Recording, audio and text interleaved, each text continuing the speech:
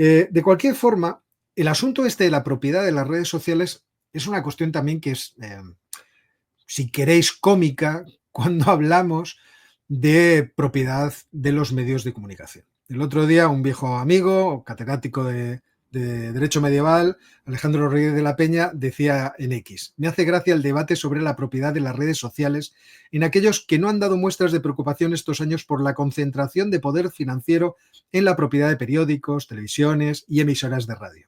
Personalmente me preocupa más esto último, porque en realidad los medios de comunicación tradicionales son la fuente de las noticias.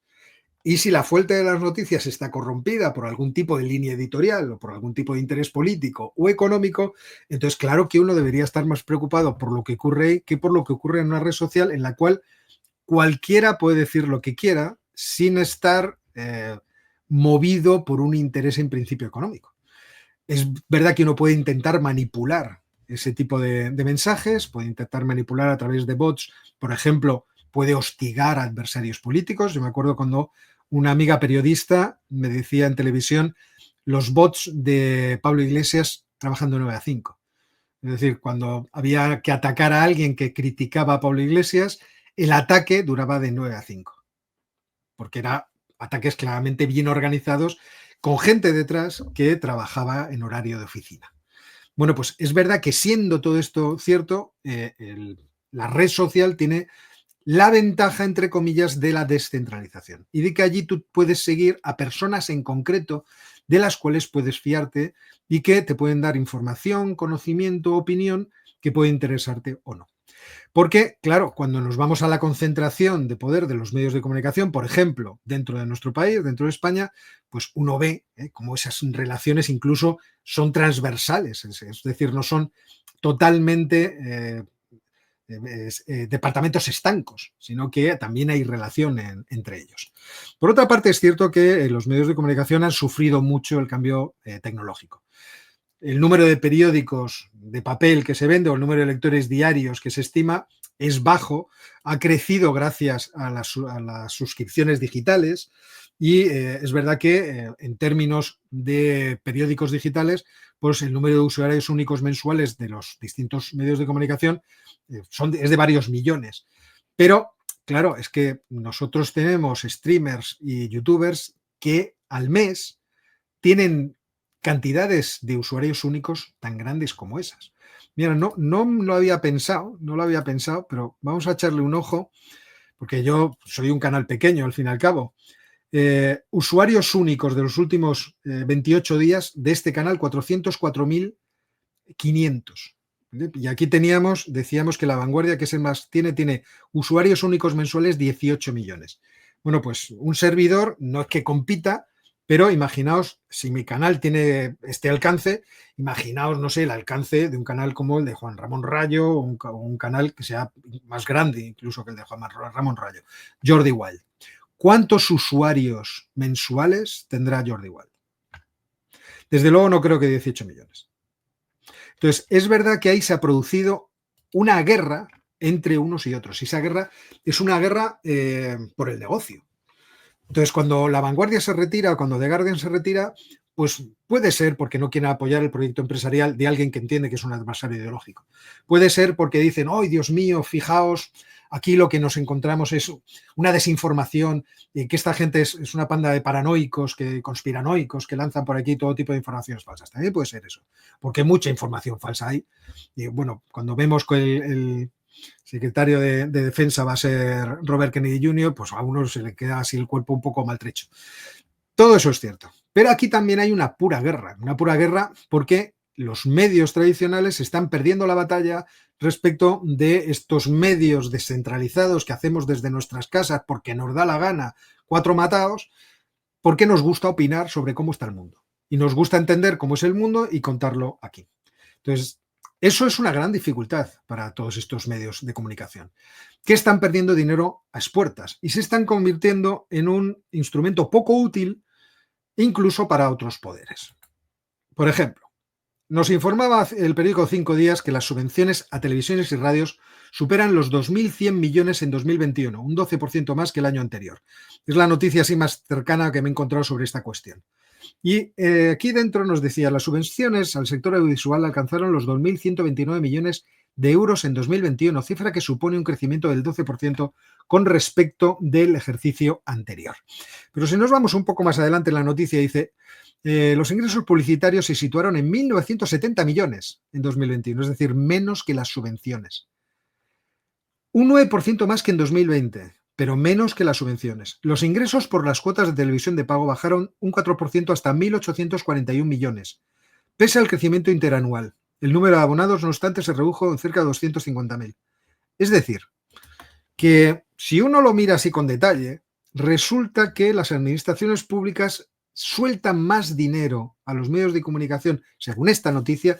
No he hecho una exploración más amplia, habría que buscar verificación de todo esto, pero por lo que dice esa noticia de 5 días para el año 2021, les daban más dinero que lo que ellos ingresaban por publicidad. Y habría que preguntarse si ese dinero que ingresaban por publicidad era publicidad externa o era publicidad más cercana. Entonces, desde ese punto de vista, yo entiendo el nerviosismo y la preocupación de estos medios de comunicación. Porque además es cierto, según artículos que he estado leyendo este fin de semana para tratar de enterarme del asunto, que, bueno, es cierto algo que nosotros sabíamos, en fin, por descontado, que si la mentira es una de las herramientas políticas más importantes, transmitir los mensajes políticos a través de los medios de comunicación es importante para que la forma de concebir la realidad más propicia a los intereses de los políticos y más fácil de hacernosla accesible es a través de los medios de comunicación. Maquiavelo ya lo decía en su momento, decía que uno no tiene que, ¿cómo decirlo?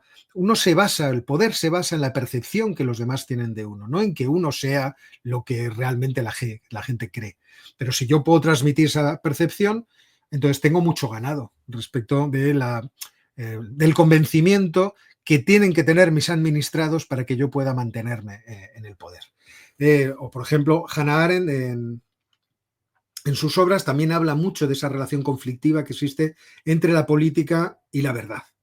Y cómo la verdad es algo que al político no le conviene excesivamente.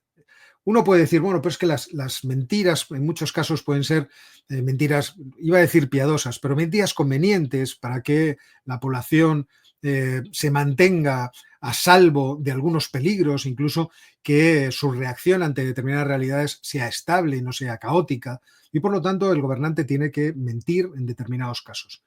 Pero todos sabemos que la política es un asunto sucio, es decir, hay una teoría sobre las manos sucias de la política. Y por lo tanto, el papel que juega la mentira dentro de la actividad política no es algo despreciable, sino que es algo importante. Y es cierto que existe una relación importante entre los medios de comunicación y la política, porque esos medios, como os digo, sirven de amplificador de la realidad que los políticos quieren transmitirnos. Antiguamente se hablaba mucho de la hipótesis de la aguja hipodérmica, es decir, la idea de que los medios de comunicación podían inyectar en el cuerpo social ideas, conceptos, de tal forma que pudieran beneficiar a determinados partidos políticos.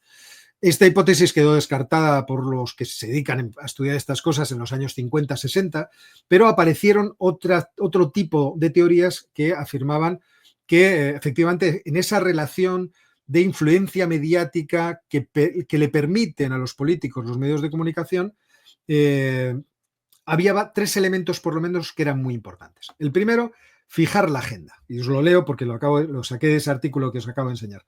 Los medios no dicen qué pensar, pero sí sobre qué pensar. A mí me parece un concepto muy interesante que hemos hablado en alguna ocasión dentro del canal y que de forma intuitiva yo creo que todos comprendíamos.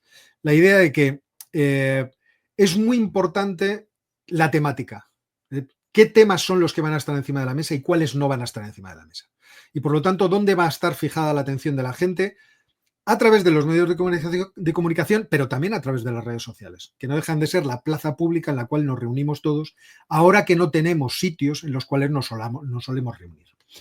En segundo lugar, los cebos. Los votantes evalúan a los políticos en base a los temas destacados por los medios.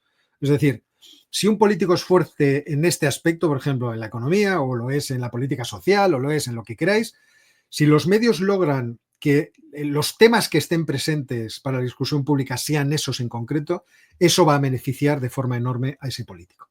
Y luego el marco. El enfoque de los medios puede influir en cómo las personas entienden un tema. Esto es una cuestión muy interesante. Es decir, yo te puedo explicar por qué este tema es así o por qué este tema es así. Esto, por ejemplo, en España lo estamos viendo ahora con el asunto de la riada en Valencia. Si yo te explico cómo son las cosas y cómo deberían haber sido, a pesar de que pueda haber explicaciones alternativas, entonces ya te estoy fijando el marco desde el cual tú vas a juzgar la realidad. Y por lo tanto es verdad que los medios de comunicación son importantes en estas guerras, en estas batallas. Si los medios de comunicación tradicionales pierden su función, si pierden esta habilidad de conectar con nosotros, en ese caso las redes sociales se van a convertir en la selva en donde todo tipo de ideas, es verdad, van a surgir, van a expandirse, pero también van a constituirse en el lugar donde podremos encontrar aquellas fuentes de información que más nos interesan de forma más rápida. Y como van a ser descentralizados y no van a estar sometidos, muchos de ellos, al poder, eso va a ser un problema para el propio poder. Y entonces yo creo que aquí existe una preocupación clara de cómo podemos rehacer el negocio de las noticias que la gente necesita. Nosotros seguimos necesitando podernos informar. ¿Cómo lo podemos rehacer para volver a atraer a los clientes a nuestras redes, a nuestra web, ¿no? A donde nosotros creamos creamos o descubrimos o contamos las noticias a través de sistemas de suscripción, que obviamente son los más razonables, es decir, que tú te puedas suscribir a los medios de comunicación en los que más confías para poder obtener noticias de ellos. Yo estoy suscrito a varios medios de comunicación distintos, precisamente porque tengo un canal, pero si fuera un particular seguramente no lo haría. Pero fijaos lo interesante de todo este movimiento de gente que sale de X, que afecta, por un lado, al aspecto ideológico de X, que afecta por otro lado al aspecto de medio de comunicación que es X. Por ejemplo, la entrevista de Don Lemon se hace con Elon Musk porque se había firmado un contrato para que Don Lemon tuviera un programa dentro de X, y después de la entrevista lo que hace Elon Musk es despedirle, decir, porque la entrevista, si la veis entera, es muy interesante, es absolutamente agresiva contra Elon Musk. Trata de descubrirle todos los fallos que son o que existen en la ideología que defiende Elon Musk a partir de su vinculación con el movimiento MAGA. Recordad que Elon Musk antes era un demócrata, que pagaba, que financiaba a candidatos demócratas. Y por otra parte tenemos este aspecto de cuál es la importancia de tener los medios de comunicación en la transmisión de la información que los políticos desean transmitir, que es algo que además vemos continuamente dentro de la pugna política de nuestros respectivos países y que tiene una importancia realmente capital. Porque si nosotros no tenemos el criterio o el análisis crítico suficiente como para podernos distanciar de esos mensajes, siempre caeremos presa en términos sentimentales de esos mensajes. ¿Por qué en términos sentimentales? Pues porque una cosa que es absolutamente evidente es que todos estamos afectados por sesgos cognitivos, sesgos de confirmación, todos somos sensibles a la repetición de determinadas verdades, todos queremos que nos den la razón y todos juzgamos la realidad de forma sentimental. Nos hace o nos es difícil distanciarnos de nuestros sentimientos a la hora de juzgar las cosas. Nos cuesta trabajo tomarnos el tiempo de leer para formarnos una opinión. Y sin embargo nos sobra el tiempo, somos prestos, estamos prontos a tomar cualquier tuit de 144 caracteres para tomar una posición sobre un tema complejo. Entonces, fijaos que ahí entre la debilidad, la vulnerabilidad que tenemos nosotros y la capacidad de tener los medios de comunicación para transmitir información o mensajes que son atractivos para el poder, que son beneficiosos para el que está en el poder o el que desea estar en el poder, ahí tenemos una guerra creada muy interesante entre medios de comunicación tradicionales y redes sociales, que ya veremos hacia dónde va. Yo seguiré en X, aunque como siempre de forma absolutamente laxa, pero porque me sigue pareciendo una plataforma interesantísima por el volumen de personas que están ahí metidas y que son muy interesantes y que aportan, en muchos casos, cosas extraordinarias en términos de conocimiento. También es cierto que X tiene otro aspecto más TikTok, que es un poco espantoso, pero que me sirve para estar al tanto de todo lo que pasa y poder discutir con mis hijos.